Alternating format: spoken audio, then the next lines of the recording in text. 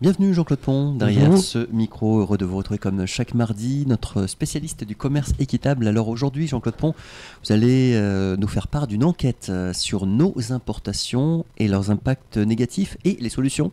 Oui, Chronique qu'on pourra retrouver la oui, suite oui, la je semaine pense prochaine. que j'ai trouvé un document qui est vraiment complet, bien fourni, et ça demandera au moins 2 chroniques pour épuiser le sujet.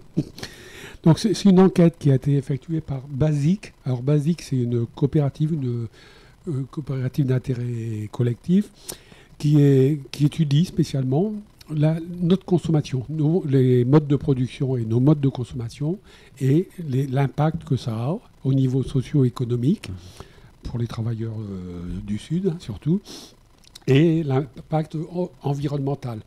Donc cette étude elle a été menée avec Greenpeace France et avec Max Havelaar France et avec un institut aussi qui est dans la même qui fait les mêmes genres d'études que Basic.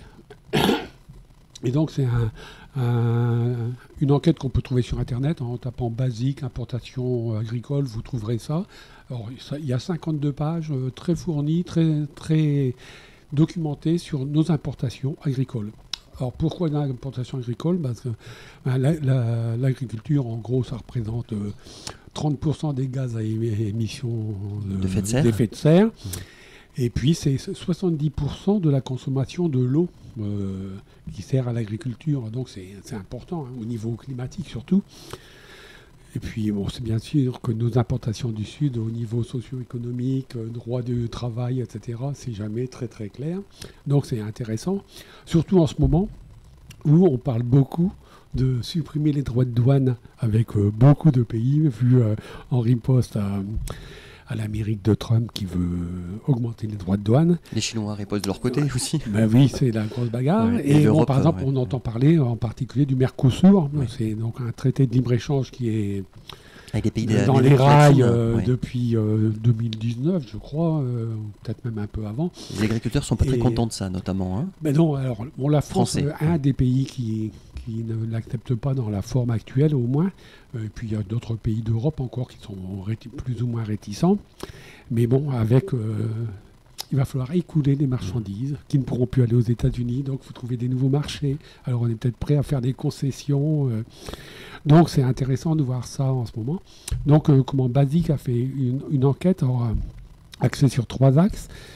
Étudier vraiment les importations agricoles qui arrivent en France, leur importance en nombre, en tonnage et en euros, et leur pays d'origine, et surtout voir l'impact que ça a dans les pays du Sud au niveau environnemental et au niveau socio-économique. Ensuite, deuxième point, elle a fait aussi un relevé de toutes les lois, les décrets qui ont été pris en France et en Europe pour justement préserver le climat. Il y a l'accord de Paris, par exemple, il y a la loi, le devoir de vigilance pour les multinationales. On sait que l'Europe a le souhait d'arriver à la neutralité carbone dans le futur. Donc, voir à la fois ce côté positif de ces lois, mais qui sont remis en question aussi. Hein. En ce moment, il y a un petit peu du tiraillement. Et puis d'un autre côté, la signature de l'accord de libre-échange avec le Mercosur, donc voir ce que ça donnerait au final, si l'équilibre serait rétabli ou si ça s'aggraverait. Alors aujourd'hui, je vais surtout développer la première partie de l'enquête, c'est-à-dire les importations. Donc c'est important, je pense, parce qu'on sait qu'on importe beaucoup de choses, mais combien exactement, qu'est-ce qui est le plus importé, et qu'est-ce qui crée le plus de dommages, c'est bien d'avoir des choses chiffrées. Alors là, Basic, c'est surtout basé sur les douanes, à éplucher tous les documents des douanes pour voir les importations directes, voire indirectes, parce que quelquefois ça transite par d'autres pays. Et puis aussi, donc pour les enquêtes qui ont été faites sur les atteintes au climat et les enquêtes sur le droit aux travailleurs. Donc, alors, il se base sur la boussole du développement durable. C'est une façon d'envisager. Donc, on envisage à la fois pour qu'un produit puisse être durable, il faut qu'il soit durable socio-économiquement et climatiquement. Donc là, on trouve les plafonds à ne pas dépasser au niveau de la pollution, de l'atteinte à l'environnement. Et puis, d'un autre côté, le plancher minimum des droits des travailleurs en dessous desquels on ne peut pas descendre. Si on se trouve au milieu, on peut donc considérer que c'est durable, plus ou moins, mais voilà. Donc, ils ont étudié, ils ont pris les items qui se trouvent dans cette boussole des développements durables. Alors, au niveau socio-économique, ils en ont retenu 3. C'est sur le travail forcé, le travail des enfants. Et c'est sur, quand je dis 3, c'est travail forcé et travail des enfants, ça en fait 2. Et le 3e, c'est le niveau de vie, les salaires ou les revenus que peuvent avoir les agriculteurs, les ouvriers agricoles, etc. Alors donc, déjà totalement, au niveau des importations en France, en euros, celle qui rapporte le plus à la France, enfin qui nous coûte le plus puisqu'on l'achète, c'est le cacao.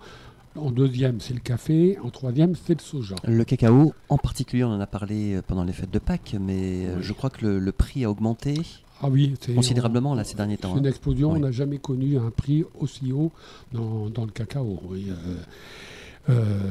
Alors ça, là je parlais des importations en euros. Par contre, en tonnage, celle qui rapporte le plus, c'est le soja.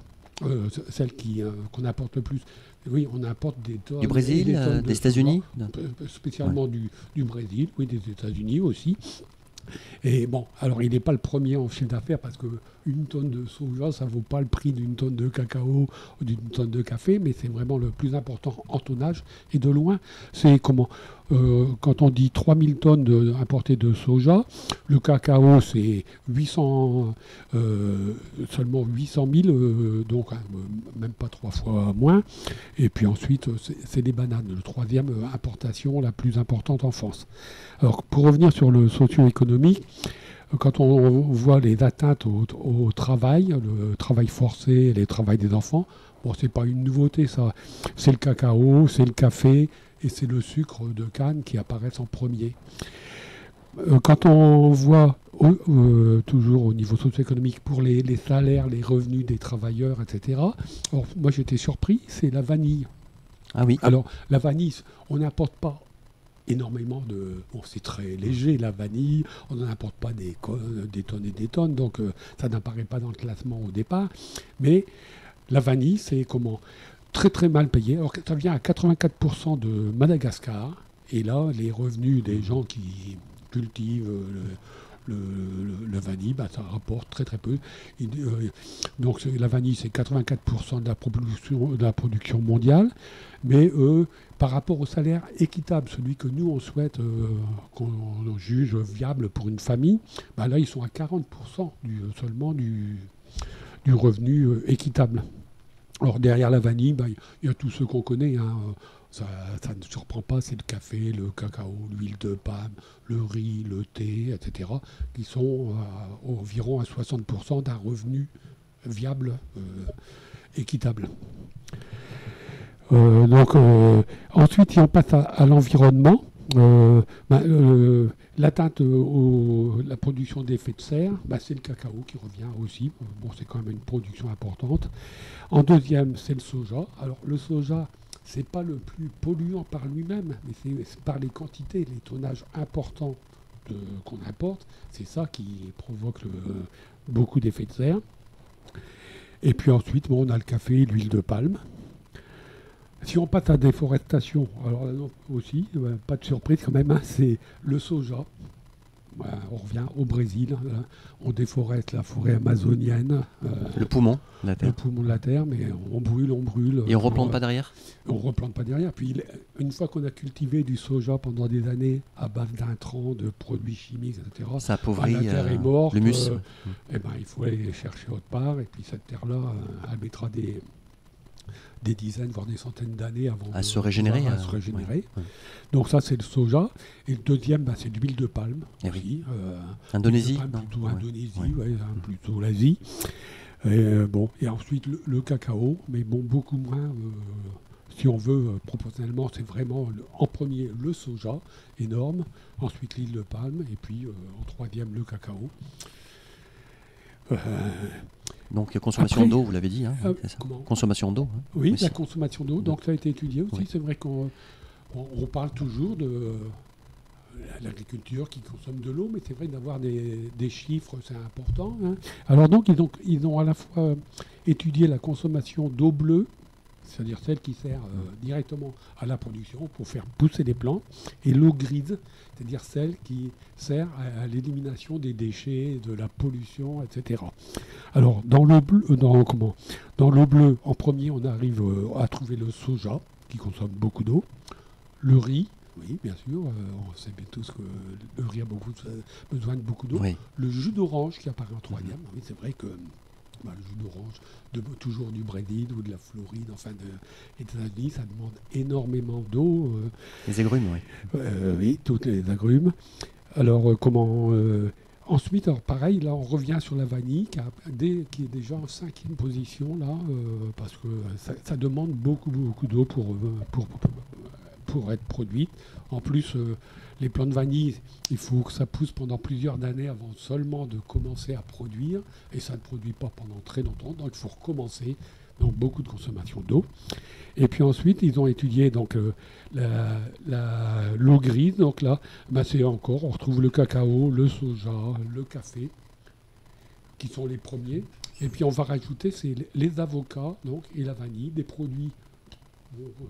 Ça paraît banal, on n'a pas l'impression de tellement polluer quand on consomme des avocats ou de la vanille, Oui. mais c'est important. Alors tout ça, je rappelle, c'est les importations françaises, c'est-à-dire notre impact à nous par nos importations. Notre consommation aussi, Oui. en fait. Hein. Merci beaucoup Jean-Claude Pont pour ce focus. Donc mardi prochain, la suite de cette enquête de la COP Basique sur les importations et leurs impacts négatifs et puis des solutions aussi, parce que je sais qu'il y a toujours une lumière au bout du tunnel avec vous. Merci. À bientôt Jean-Claude Pont, bonne semaine. À vous aussi.